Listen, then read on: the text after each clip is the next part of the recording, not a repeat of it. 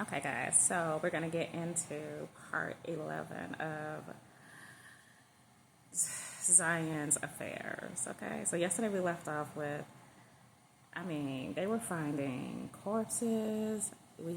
They talked to the lady who closed the door in their face. One moment she was cooperating, and the next moment she wasn't. What was going on with that? And then they realized too something that was strange about Zion. Now, Zion said that she was in the hotel with Malcolm, and yet they never once seen Zion on the camera. And then if you think back to, I don't know which part it was, but when she went to the agent, the front desk agent at the hotel that she was at, they also didn't see her on that camera either, remember? Interesting. What's really going on with Zion? Let's see. So, Zion and Detective Johnson were sitting in the car when he got the call from Detective Robert telling him to take Zion to the police station because he had to do some further investigation. He had to figure out what was going on with her, why she wasn't on these cameras, and she kept claiming this story to be her story. But what's going on? Where was she at during all this time that it was happening? So, finally, he gets the call and, okay. And he looks over at Zion and she's looking like,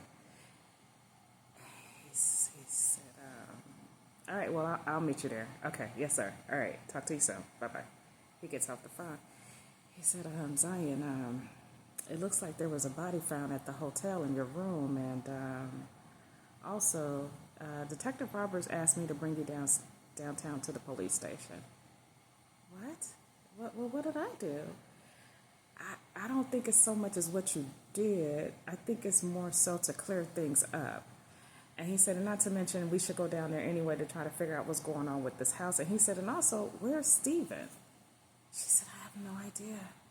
That's the part that I'm confused about too. I thought he would be here. That's why I showed up here. But instead we got this girl, Jasmine. She said, well, I guess if we have to go to the police station, then we have to do what we have to do. He said, okay, well then buckle up. So she put her seatbelt on, he put his seatbelt on, and they headed out to the police station. They pull up and pull right into the parking lot, and he noticed that he seen Detective Roberts' car already there.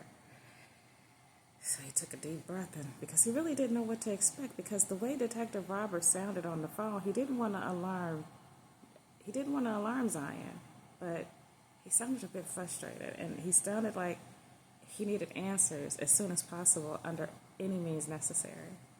So that might mean that Zion will be at the police station for quite some time.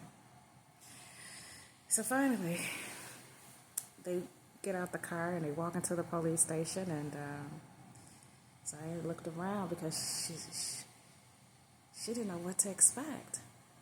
So he said, Zion, come on, let's head this way. We're going to go back into one of the interrogation room. And he said, I'm going to leave you there. He said, don't get afraid. He said, just relax. He said, did you want some coffee or soda or some water or something? Something to drink? Sure. I'll take some coffee. That sounds pretty good. Just a cream and one sugar. Oh, sure. No problem. I got you. No problem. So he escorted Zion into the interrogation room. He pulled open the door and pulled her chair out, and she had a seat. Then she was sitting there. She was just looking around, and they had that big window there, and she thought, they can see me. She looked and she did this, and then she took her smile away, and she's like, I wonder what's really going on. What's happening? She said, I shouldn't be in here. I hope they're not trying to set me up or nothing. I'm innocent. So she just was patient. Then finally, Detective Johnson came back, and he said, I'm sorry it took so long. Here's your coffee. So he gave her her coffee and she began to sip because it was actually perfect because it was chilly in the police station. So Detective Johnson pulled out his chair and he sat there beside her, and I just talked to Detective Roberts. I ran into him in the hallway, and he's kind of pulling some papers together. I don't know what he's doing. He said, I'm not really sure, but this is his investigation. He is the lead detective. He said, but that is my partner, so, but the bottom line is that he was the first on the scene. And he said, so listen here. He said, just breathe, okay? Everything's going to be okay. Yeah, sure. I mean, I have nothing to hide. So Detective Roberts walks into the room and he sat down across from both Detective Johnson and Zion. And she said, hey, Detective Roberts. And he said, yeah, how you doing? And he was stern.